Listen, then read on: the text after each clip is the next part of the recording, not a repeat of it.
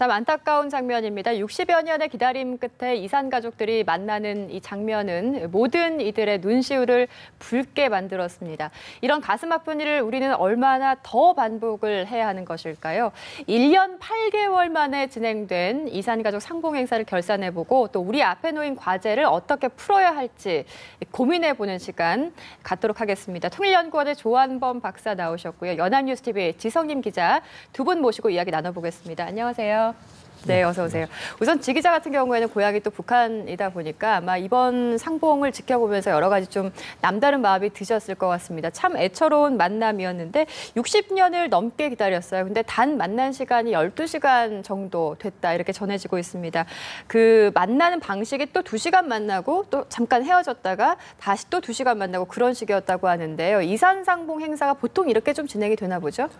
예, 올해 이산 상봉 행사가 이제 그러니까 1차와 2차로 나눠서 진행이 되는데요. 그래서 그 1차 상봉과 2차 상봉 일정이 똑같았습니다. 그래서 보면 그 2박 3일 일정 가운데 이제 첫날에는 남북 이산 가족들이 단체 상봉을 통해서 2시간 동안 만나고 그리고 또 저녁에 환영 만찬을 함께 합니다. 그리고 다음 날에는 개별 상봉을 하고 함께 점심을 먹고 그리고 이제 단체 상봉을 한번 하고 그리고 마지막 날에 작별 상봉 이렇게 6차례에 걸쳐서 만남이 이루어지는데 매번 2시간씩 해서 모두 12시간밖에 안 됩니다. 그래서 이번에 저희가 이제 저희 속초에 취재 가서 보니까 이제 대부분 헤어진 분들이 그 일사후퇴 때 헤어진 분들이 많더라고요. 그래서 1950년 12월에 헤어졌으니까 65년 만에 이제 만나는 겁니다. 그래서 65년 동안 기다렸다가 고작 만나는 시간이 12시간밖에 안 됐고 그래서 이제 밥 먹는 기회가 한 2번 있었고 같이 이제 자면서 얘기할 수 있는 기회도 없었고요. 그나마 이제 과거에는 작별 상봉 시간이 1시간이었는데 이번에 정부가 북측하고 협의해서 작별 상봉 시간이 1시간 더 늘었습니다. 그래서 12시간이 그것도 됐고. 늘어난 거군요. 예, 늘어서 11시간에서 12시간이 늘어났습니다. 예, 그렇습니다. 이게 근데 참 지켜보는 입장에서는 평생 못 보고 살았는데 잠이라도 좀 같이 자게 좀 해주지 이런 생각이 들기도 했습니다. 북한에서 혹시 그 남북 간의 가족들, 이산 가족들이 오래 접촉을 한다거나 조금 더 깊이 접촉을 하는 거에서 어떤 좀 부담감을 느끼는 걸까요? 왜 이렇게 진행을 했을까요? 그렇다고 봐야죠. 일단은 뭐 지금과 같은 상봉 방식은 사실은 매우 비인간적인 상봉이죠. 사실은 저렇게 뭐 TV 방영을 할 필요도 없는 거고요. 사실은 상봉을 원하는 사람들이 만나게 상봉을 해서 그 만나는 기간 전 기간 동안 사실은 같이 있게 해주는 게 정상이고요. 그런데 지금 북한의 경우에는 그 이산가족 문제를 인도주의 문제로 보는 게 아니라 그 대남 협상용으로 그동안 활용해왔어요. 정치적인 그렇죠. 카드로. 예, 남북관계와 연동시켜서 그 활용을 해왔고요. 또 하나는 이제 그 체제가 매우 취약하기 때문에 이제 모든 이산가족 그 상봉 과정에 대해서 개입을 하고 감시하고 통제하고 하는 이제 그런 그 자세를 유지하고 있기 때문에 사실은 이제 그 자유상봉에 대해서 사실 이제 허용을 안 하고 있는 거고요. 그런 점에서 본다 그러면 이제 지금과 같은 이런 방식은 빨리 근본적인 해결점을 찾을 필요가 있다 이렇게 볼 수 있습니다. 네, 그렇습니다. 이 지성님 기자 같은 경우는 이번에 속초에 직접 가서 또 취재 분위기를 함께 좀 느끼기도 했었는데 1차 상봉하고 2차 상봉 나눠서 진행을 했잖아요. 근데 1, 2차가 좀 분위기가 달랐다 이렇게 제가 들었거든요. 1차 상봉 같은 경우에는 북측에 있는 가족들이 남한 가족을 찾는 형식이고 그렇죠. 2차는 반대죠. 이제 남한에 있는 가족들이 북한에 있는 가족들을 찾아서 이렇게 상봉을 하게 되는 건데 누가 먼저 요청을 했느냐도 이 상봉 분위기를 좀 좌우하는 요소가 되나 보죠. 예, 그게 그러니까 어느 쪽에서 먼저 요청했느냐가 아주 중요한데. 그렇습니까? 그러니까 이제 북한 같은 경우는 그 전쟁 시기에 남쪽으로 간 사람들, 피난민들도 이제 월남자라고 해서 그 가족들 같은 경우에 이제 상당한 불이익을 받습니다. 그래서 북한의 이제 뭐 기본계층, 동요계층, 적대계층 이렇게 구분을 한다면 이제 월남자 같은 경우는 동요계층이나 적대계층에 속해가지고 그런 분들은 아버지나 그러니까 가족이 월남했을 경우에는 그런 사람들은 이제 출세는커녕 이제 광산이나 탄광 같은 데서 일하는 경우가 많거든요.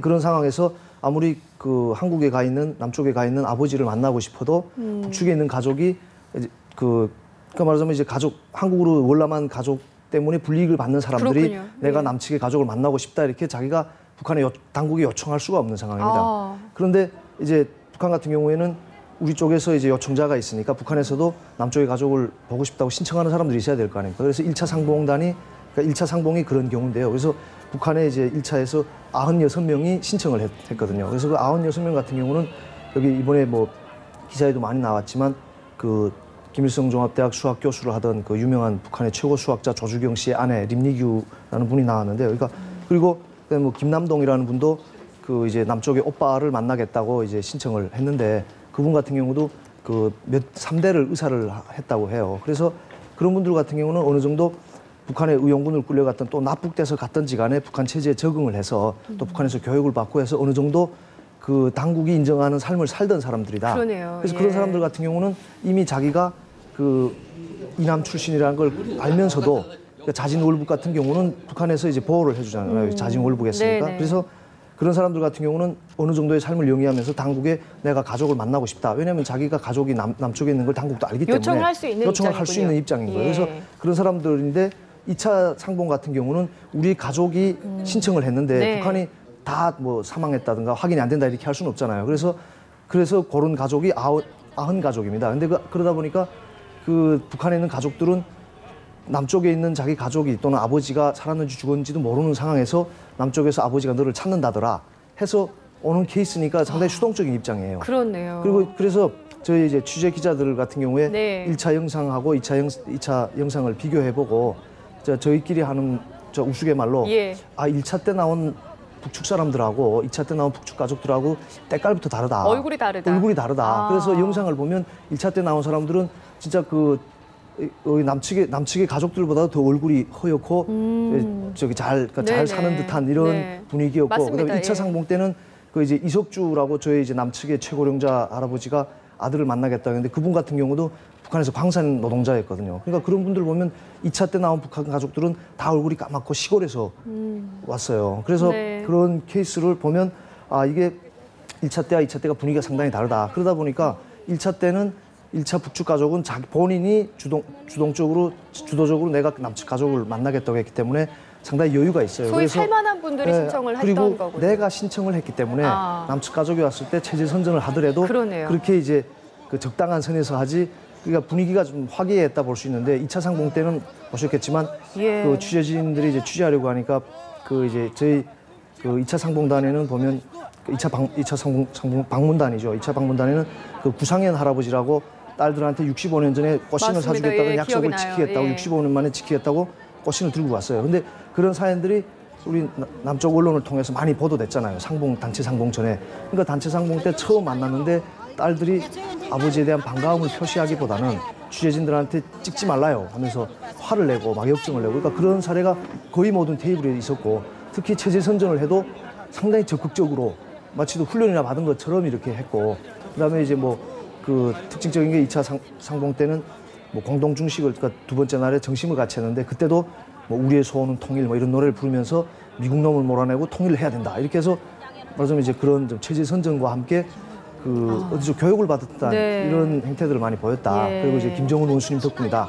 이런 것들이 이제 그래서 상당히 1차 때와 2차 때가 달랐다. 이렇게 분위기가 달랐던 확연히 이유를 달랐죠. 예. 설명을 들으니까 저희가 확실히 알 것 같습니다. 그러니까 1, 2차 때 나온 북한 쪽에서 나온 가족들의 일단 그 신분이나 입장이 전혀 달랐던 그렇죠. 예. 거로 저희가 해석하면 되겠습니다. 저희가 유일한 또 분단 국가이지 않습니까? 그러다 보니까 이제 앞서서 통일이 된 독일의 케이스를 좀 많이 보게 되는데 72년도에 서독과 동독에서 동서독 기본 조약이라는 거를 체결해서 소위 서독에 있는 가사 방문을 허용하도록 한 그런 조약이 있습니다. 지금 분위기에서 글쎄 남과 북의 분위기를 좀 보다 보면 좀 먼 얘기인 것 같기도 합니다만은 여건이 좀 되면은 이렇게 가사 방문도 좀 가능해졌으면 좋겠습니다. 어떤 견해를 갖고 계십니까? 물론 이제 희망은 그렇죠. 그러나 독일하고 우리는 많이 다르고요. 독일의 경우에는 그 자유로운 왕래가 가능했습니다. 그뿐만이 아니라 뭐 서신 교환은 무제한 가능했고요. 또 그 비교적 여유가 있는 서독 지역에서 동독 지역의 친지들에게 소포나 물품도 그 전달이 가능했어요. 지금 금액으로 따지면은 1975년부터 88년까지 대략 한 7억 마르크 정도. 그러니까 환율이 그 당시 이제 달러하고 이제 절반이거든요. 지금으로 계산하면 매년 한 4천억 원 정도의 어떤 소품 물품 동독으로 흘러 들어갔거든요. 그렇기 때문에 우리하고는 매우 상황이 다르고요. 지금 상황에서 뭐 상호 자유로운 방문은 굉장히 먼 얘기일 것 같고요. 다만 금강산강 면에서라든지 아니면 판문점이나 개성을 활용을 해서 네. 수시 상봉 체제를 갖추는 게 무엇보다 중요하고요.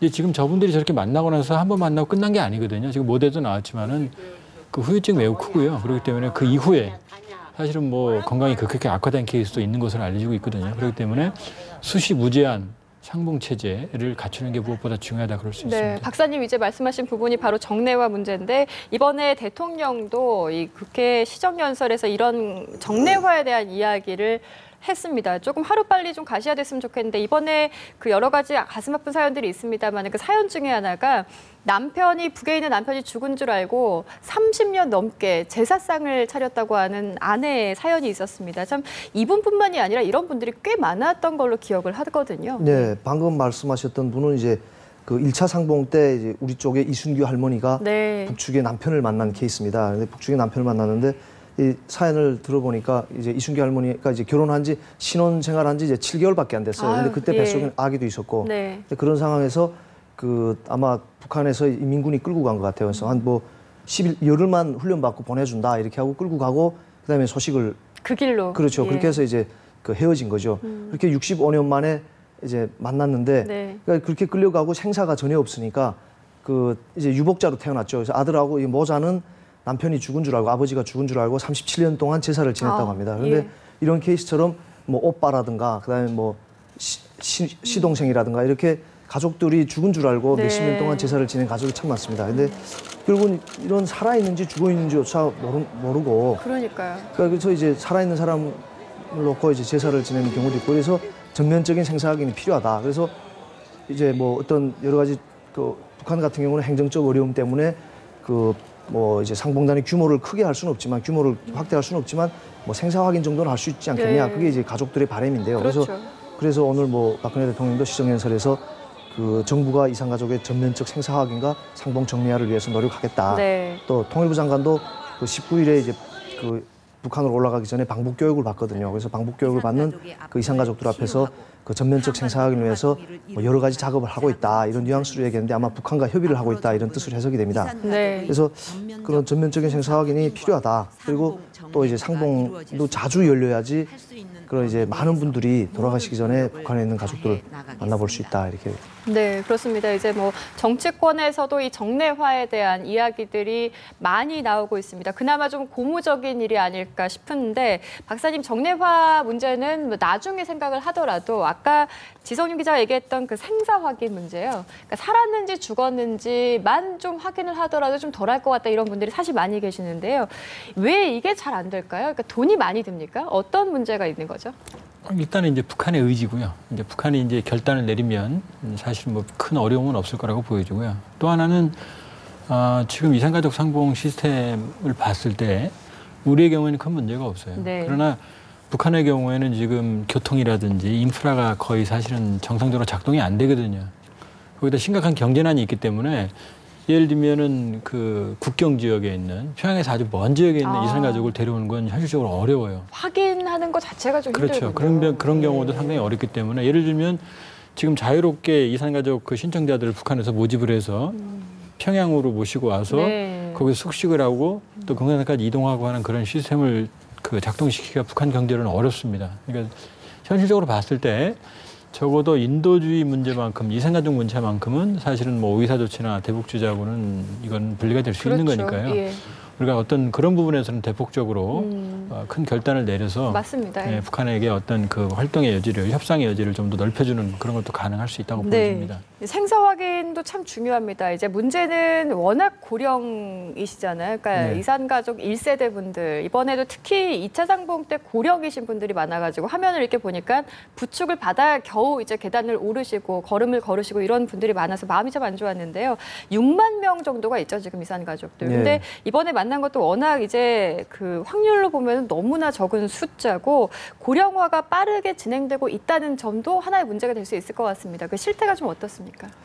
예, 지금 방금 말씀하신 것처럼 이제 지금 생존하고 계신 이산가족 분들이 한 6만 6천 명 가량 됩니다. 근데 이번에 그 상봉 대상자를 선정하는 방법이 네. 그 6만 6천 명을 이제 그 컴퓨터 추첨을 해가지고 거기서 500명을 선정을 하고 또 그 500명의 명단을 북한에 보내서 500명 중에서 그 뭐 상봉 의사를 확인하고 이렇게 건강 상태 확인해서 250명을 또 출연합니다. 네. 그 250명의 명단을 다시 북한에 보내서 북한에서 거기 살아있는 사람들 해서 이 사람은 살아있고, 그러니까 북한의 가족이 돌아가신 경우는 상봉이 이루어지지 않으니까 그렇게 예. 해서 1차에 96가족, 그다음에 2차는 북한에서 이제 요청을 하는 방식이죠. 200가족을 보내면 우리가 이제 또 생사 확인을 하고, 그렇게 해서 이제 6만 6천 명 가운데 이번에 저희 쪽에서 신청을 6만 6천 명이 신청을 했다면 거기서 1차 같은 경우에 96명만 이제 당첨이 된 거죠.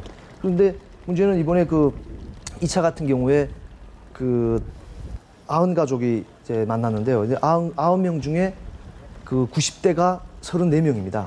아, 굉장히 많네요. 굉장히 많은 숫자죠. 네. 예. 그리고 지금 그 생존에 계신 이산가족분 중에 80대 이상이 42.2%, 그리고 90세 이상이 그 11.7%. 그러니까 네.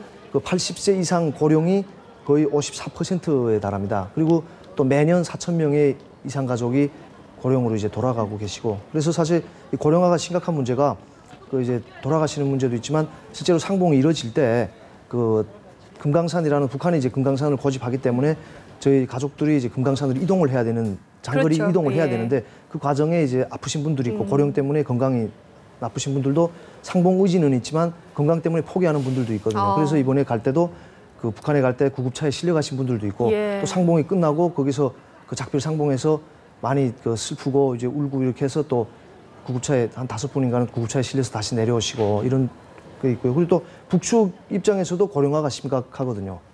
그래서 우리 쪽에서 만나고자 하는 사람들이 배우자이거나 또는 동생이거나 하는 경우에는 분명히 그쪽도 고령이시기 때문에, 그래서 뭐 북측 고령자 중에 이번 상봉 기간에 또 어떤 분은 북측 고령자 중에 한 분이 또 이제 상봉 도중에 그 실신해서 실려 나가시는 예. 경우도 있고, 참 그래서 안타깝습니다. 네. 이 고령화는 이제 북측이나 남측이나 다 심각하다. 네, 그렇게 말할 수 있겠습니다. 네, 그러니까 그야말로 이제 6만 6천 명의 이산 가족 가운데서 상봉 대상자가 되는 게 거의 로또 수준이다라는 이야기까지 많이 나오고 있습니다. 이번이 20차지 않습니까? 이산 상봉 행사 20차인데, 그러니까 그동안에 20번 총 이런 행사를 진행을 한 건데, 그동안에 상봉하신 가족들이 숫자가 2만 5천여 명이 채 되지 않는다. 그러니까 극히 일부만 만날 수 있는 건데요. 이게 숫자를 조금 늘리는 거는 좀 많이 어려운가 보죠? 일단 이제 약간 오해를 해소할 필요가 있는 게요. 지금 이산가족을 상봉을 하겠다고 신청한 사람이 13만 분 정도 되고요. 네. 그중에 절반가량이 지금 돌아가셨거든요. 그래서 한 6만 6천 분 정도가 남았는데, 사실은 상봉을 포기하거나 신청을 하지 않은 허수를 생각을 하면 이게 엄청나게 더 숫자가 많습니까? 불어납니다. 예. 예, 그렇기 때문에 지금 말하는 숫자는 그건 빙산의 일각이고요. 아. 그렇기 때문에 이산가족 문제는 사실은 근본적인 해법이 필요하다. 네. 다시 말해서 그 동서독처럼 어떤 그 파격적인 남북한 간의 협의를 할 필요가 있고요. 그러니까 지금 문제를 해결할 수 있는 방법은 무제한 수시상봉, 그다음에 상시상봉 체제를 갖추는 겁니다. 적어도 상봉이 있으면. 그다음에 상봉한 사람들이 그 이후에도 지속적으로 서신을 교환할 수 있는 것도 방법을 찾아야 되고요.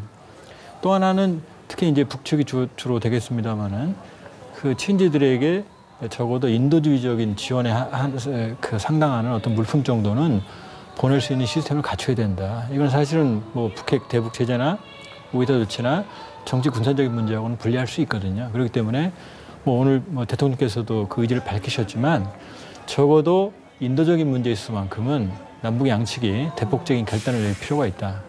그렇게 생각을 합니다. 네, 이렇게 해서 뭐 저희가 20차 이산 상봉 행사 좀 결산을 해보고 앞으로 남은 과제들 어떻게 좀 풀어야 될지 이야기를 나누고 있는데요. 지성님 기자, 북한에서도 이번에 역시 이 이산 상봉 행사 끝나고 나서 보도를 했었죠. 언론에서는 어떻게 얘기하고 있습니까?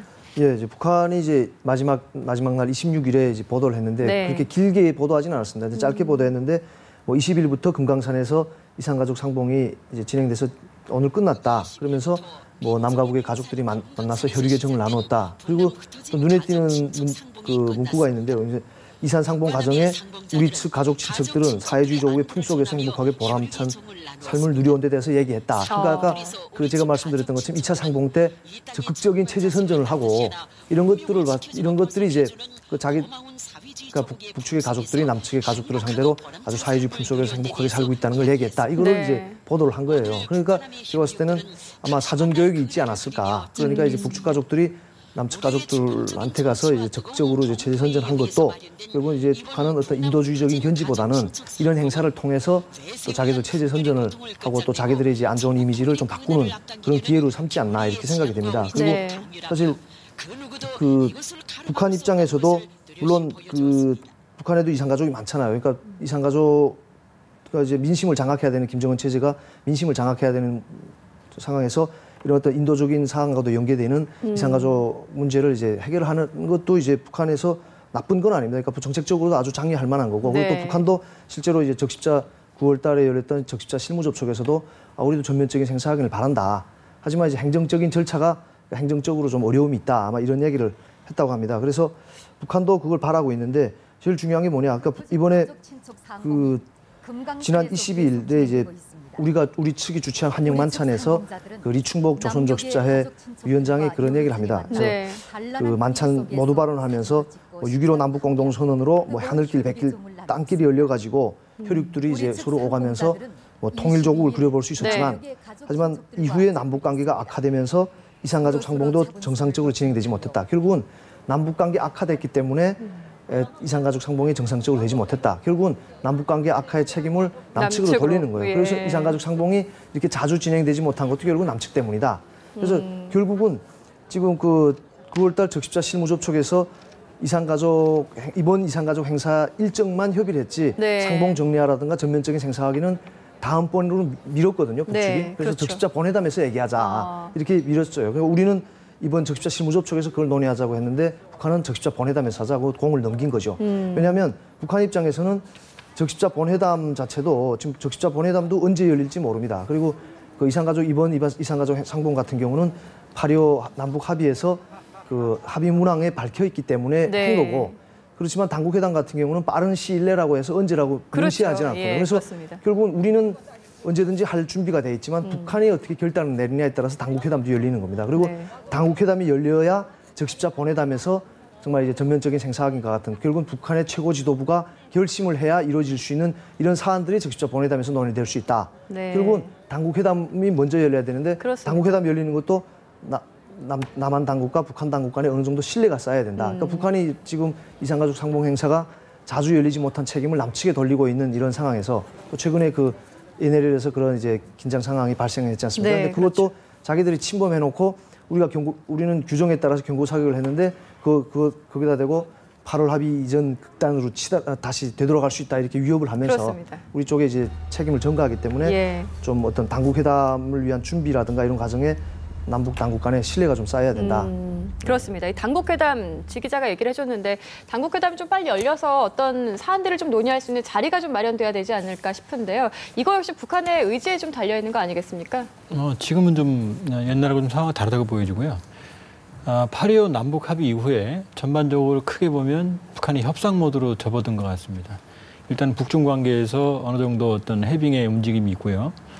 또 당창건 70주년에도 고강도의 핵실험이나 로켓 발사를 하지는 않았거든요. 네. 그리고 오히려 8.25 합의 이후에 김정은까지 나서 좀 지켜야 된다고 했고요. 그다음 우리 지 기자님 말씀하셨지만 북한 이산가족 상봉 그 단장이 지금 수지상봉이나 그 정례화 문제를 언급을 했어요. 언급을 했죠. 그렇죠. 근데 본인 생각일까요? 아니면 당국의 입장일까요? 뭐 당국의 생각이라고 봐야죠. 다시 말해서 북한은 이산가족 문제를 가지고 지금 근근항공강 사업의 재개와 네. 의사투치 해제를 연동시키려는 전략을 가지고 그렇죠. 있다고 보여집니다. 그렇기 때문에 당국회담은 뭐 비교적 생각보다 빠른 시기에 열릴 것 같고요. 협상의 여지는 있다. 다만 네. 남북 간의 양측의 이견을 조정하는 과정은 좀 지난할 것 같다 이렇게 볼 수 있습니다. 네. 올해 안에 열릴 수 있을까요? 저는 그렇다고 보여집니다. 알겠습니다. 조한범 박사와 지성림 기자 함께했습니다. 고맙습니다. 네.